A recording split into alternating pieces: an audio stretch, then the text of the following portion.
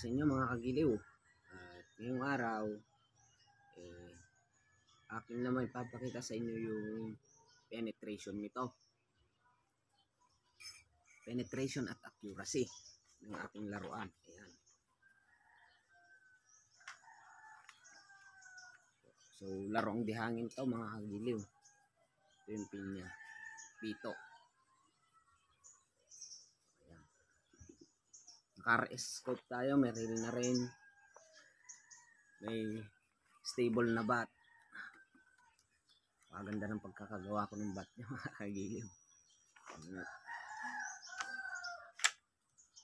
Ayan. Kasahan na rin yan to. Bolt action na din mga kagiliw.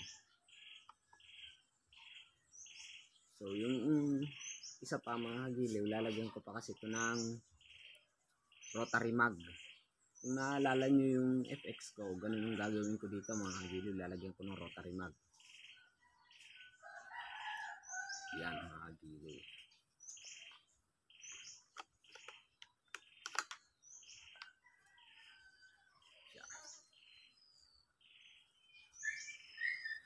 Tsaka isa pa mga kagiliw, removable din yung silencer niyan.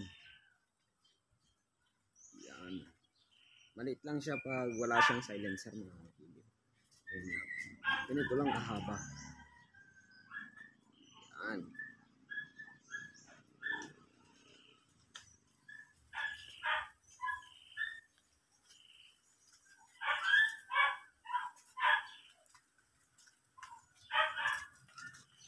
Ayan mga kagiliw.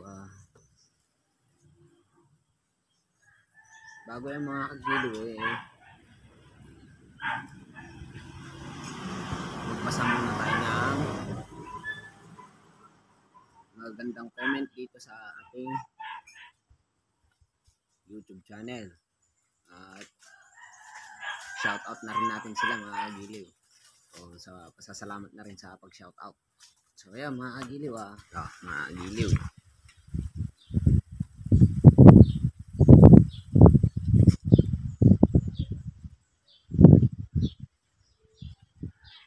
Shoutout kay user VW.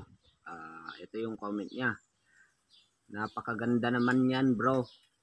Paturo naman ako kung paano ginawa yung kasahan niya. Meron na kasi akong fire extinguisher, pati stainless na pang chamber. So ayun mga kagiliw, shoutout sa iyo. Tsaka ituturo ko naman sa inyo next time yung paggawa ng kasahan. Yun. So shoutout din kay Danny Kasi. Ito naman yung kanyang comment. Idol, ang galing mo. Shoutout sa next video mo. Ingat. So ayun, shoutout sa iyo, Danny Lin Kasi. Shoutout din kay Papadong TV. Ito naman yung kanyang comment. Galing mo talaga idol. Shoutout naman. So ayan mga kagiliw. Kay Bukid Mix Vlog. So ayun, idol. Shoutout din sa iyo. Ito naman yung kanya. Ganda ng gawa mo, idol. So ayun, madaming nagagandan dito sa ating ginawang airgun.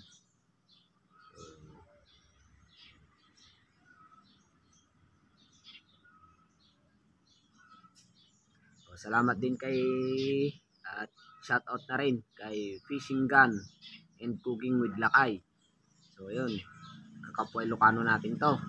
So, ito naman yung kanya. Napakahusay mo idol, kabayan. Ganda ng gawa mo. Barong nga subscriber mo idol. So ayun, salamat nga pala sa mga bago nating subscriber ngayon. Shoutout din kay Makoy Hunter. So solidong supporter natin to. At shoutout kay Boss Jimar Tuklayan. Sa mga pala nag-o-order pa ng mga ganito, mga airgun, tsaka mga dag natin mga kagiliw i-contact nyo lang po si Boss Jimar Tuklayan sa kanyang messenger para malaman nyo doon kung magkano yung ginagawa natin. pag walang scope at saka pag may scope. Tsaka shout out kay Hunter Vlogs. So ayun, Kagiliw, shout out sa iyo. So ito naman yung comment niya. Nice one, Kadugo. Ganda ng gawa mo. Pagpatuloy mo lang, sunod na laruan mo si O2 na yan. Or diretso na PCP. So ayun, salamat sa suporta mo mga Kagiliw.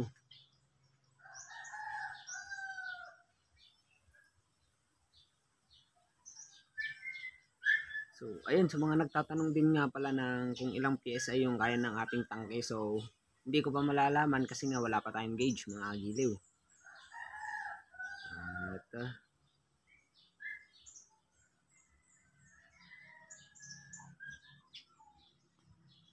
At saka yung mga tutorial na susunod na mga Kagiliw ay ilalagay ko na lang at sa susunod na video natin mga Kagiliw. Basta yung mga nagtatanong mga Kagiliw na kung magkano yung ating dag, kontakin nyo na lang si Boss J. Marlo Client dito. Ayan.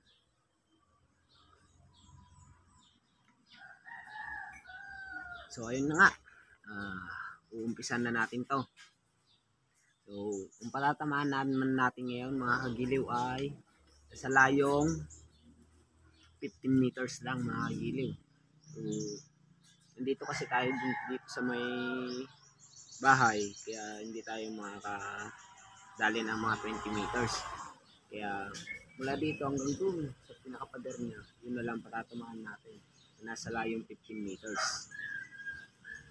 So ayun na nga mga Kagiliw, at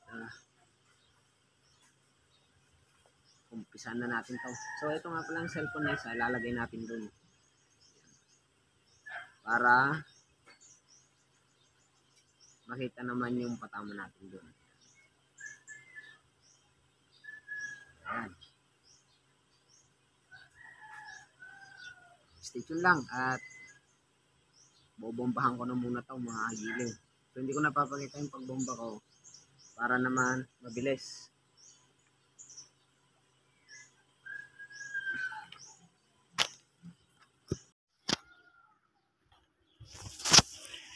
So ayan mga Kagiliw, mula dito hanggang dun patatamaan natin. Yun. Gagamitin naman natin tong cellphone na isa. Dun lalagyan natin. Yun. So, sa layong 15 meters mga Kagiliw. So puntahan natin.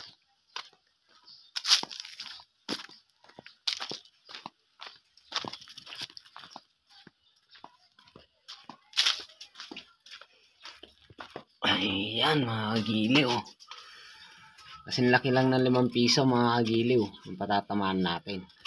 Mula dito hanggang dun.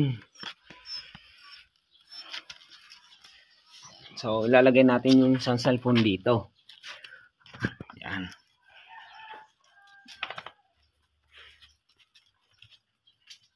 So ayun mga Kagiliw, at umpisan na natin. So ayan.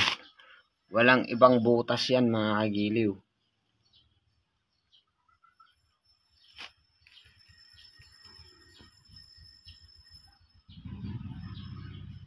Yan, walang ibang butas mga Kagiliw. So dumiretso na lang kayo dyan. Sigurado ako dyan mga Kagiliw.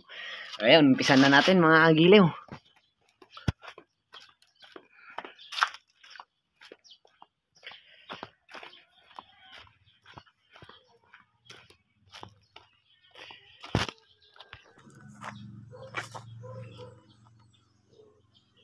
Ayan mga Kagiliw, umpisan na natin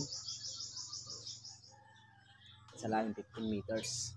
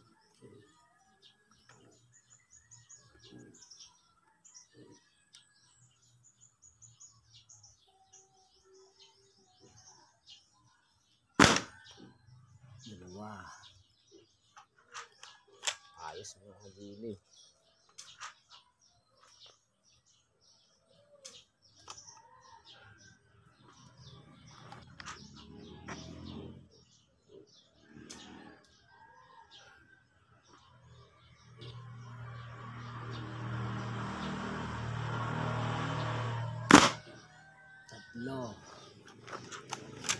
Okay.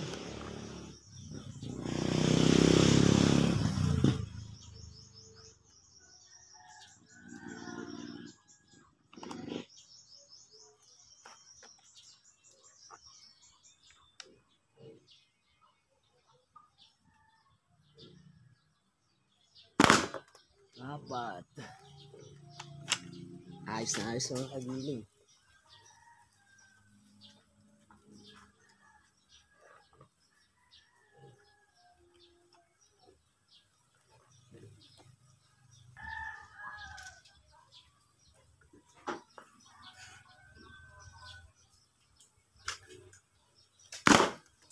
Ma.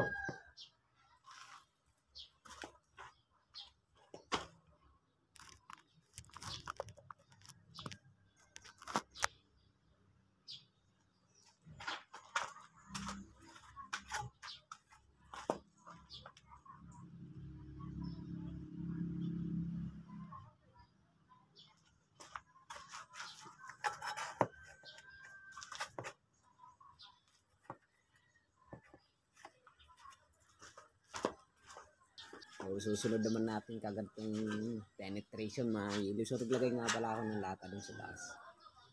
Iayos ko na lang yung camera dun.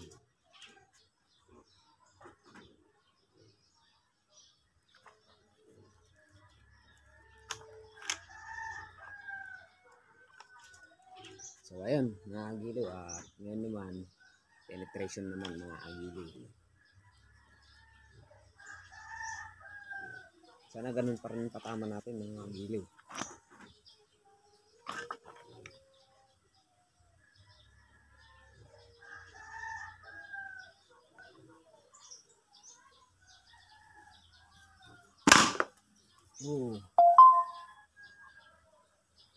One down.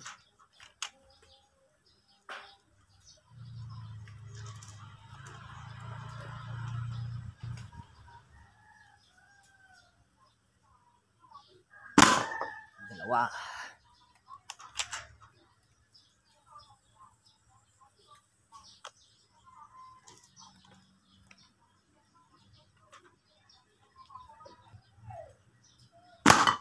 Tatlo. Isa pa mga kagiling. Isa pa.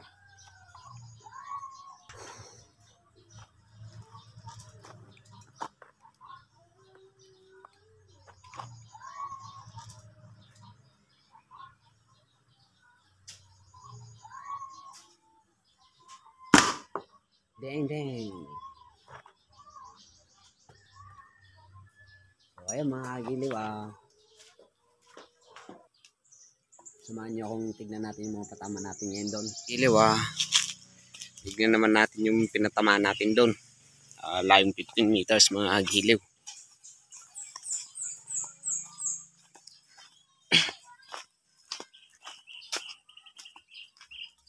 So ayan yung isa nating cellphone. Yun. So ayan. Isa natin cellphone. Ayan mga giliw. Ito yung sinasabi kong umangat kanina mga giliw. Medyo umangat tayo dito. Siguro magalaw lang yung aking aking daliri sa pagpindot kanina ng trigger. Ayan. Dito lahat pumunta. Giliw, butas. At ito naman yun sa penetration niya. Mga giliw sa dilata. Tingnan nyo kung anong kakalabasan ng penetration niya mga giliw. 6mm steel ball lang yan. Ayan, isa din yung nilusutan. siya. Mga giling, nagsisilaglagan pa yung bala. So yun, meron pang bala dito sa loob. Ayan mga giliw, kita nyo naman ang penetration niya kung gaano kalaki. Ating laruan. Yan, lumabas pa. Sa layong 15 meters mga giliw. So yun, pupulot na lang tayo ng bala dito.